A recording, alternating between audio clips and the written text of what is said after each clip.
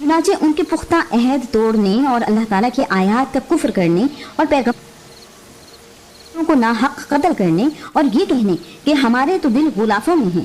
بلکہ ان کے کفر کی وجہ سے اللہ تعالیٰ نے ان کے دلوں پر مہر لگا دی ہے، سو ان میں سے بہت ہی کم لوگ ایمان لاتے ہیں۔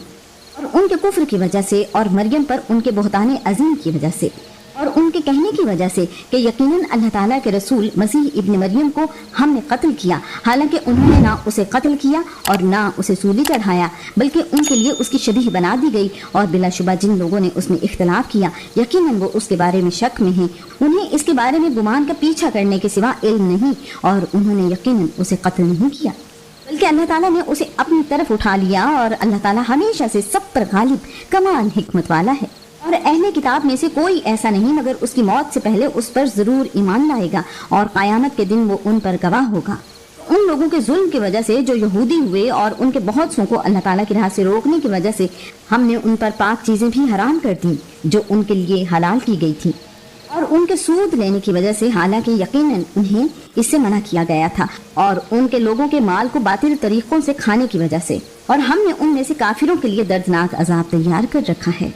لیکن ان میں سے جو علم میں پختہ کار اور ایمان والے ہیں وہ اس پر بھی ایمان لاتے ہیں جو آپ کی طرف نازل کیا گیا اور جو آپ سے پہلے نازل کیا گیا، اور وہ نماز قائم کرنے والے ہیں اور زکوٰۃ ادا کرنے والے ہیں، اور اللہ تعالیٰ اور آخرت کے دن پر وہ ایمان لانے والے ہیں، یہی لوگ ہیں جلد ہی ہم ان کو اجر عظیم دیں گے۔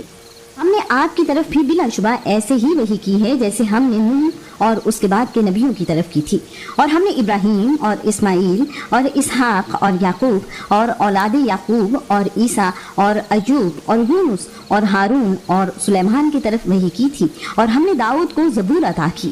اور وہ رسول جن کے حالات یقیناً ہم پہلے ہی آپ پر بیان کر چکے ہیں، اور وہ رسول بھی جن کے حالات ہم نے آپ پر بیان نہیں کیے، اور موسیٰ سے اللہ تعالیٰ نے کلام کیا، خود کلام کرنا۔ وہ رسول خوشخبری دینے والے اور ڈرانے والے تھے تاکہ لوگوں کے لیے رسولوں کے بعد اللہ تعالیٰ پر کوئی حجت نہ رہے، اور اللہ تعالیٰ ہمیشہ سے سب پر غالب کمال حکمت والا ہے۔ لیکن اللہ تعالیٰ اس پر گواہی دیتا ہے جو کہ اس نے آپ پر اتارا ہے، کہ اس نے اسے اپنے علم سے اتارا ہے، اور فرشتے بھی گواہی دیتے ہیں، اور اللہ تعالیٰ کافی گواہ ہے۔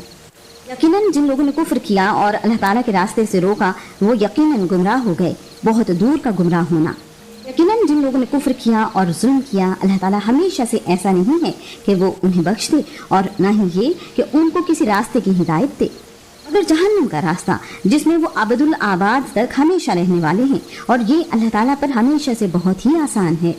اے لوگو، یقیناً رسول تمہارے پاس تمہارے رب کی جانب سے حق لے کر آیا ہے، چنانچہ تم ایمان لے آؤ، تمہارے لیے یہی بہتر ہوگا، اور اگر تم کفر کرو گے تو بلا شبہ اللہ تعالیٰ ہی کا ہے جو بھی آسمانوں میں اور جو زمین میں ہے، اور اللہ تعالیٰ ہمیشہ سے سب کچھ جاننے والا کمال حکمت والا ہے۔ اے اہل کتاب، اپنے دین میں حد سے نہ گزرو اور اللہ تعالیٰ پر حق کے علاوہ کچھ نہ کہو، یقیناً مسیح عیسیٰ ابن مریم اللہ تعالیٰ کا رسول اور اس کا کلمہ ہے جو اس نے مریم کی طرف القاء کیا، اور اس کی طرف سے ایک روح ہے، چنانچہ اللہ تعالیٰ اور اس کے رسولوں پر ایمان لے آؤ اور مت کہو کہ تین ہیں، تم باز آ جاؤ، یہی تمہارے لیے بہتر ہے۔ یقیناً اللہ تعالیٰ صرف ایک ہی معبود ہے، وہ پاک ہے کہ اس کی کوئی اولاد ہو، اسی کا ہے جو بھی آسمانوں میں ہے اور جو بھی زمین میں ہے، اور اللہ تعالیٰ ہی وکیل کافی ہے۔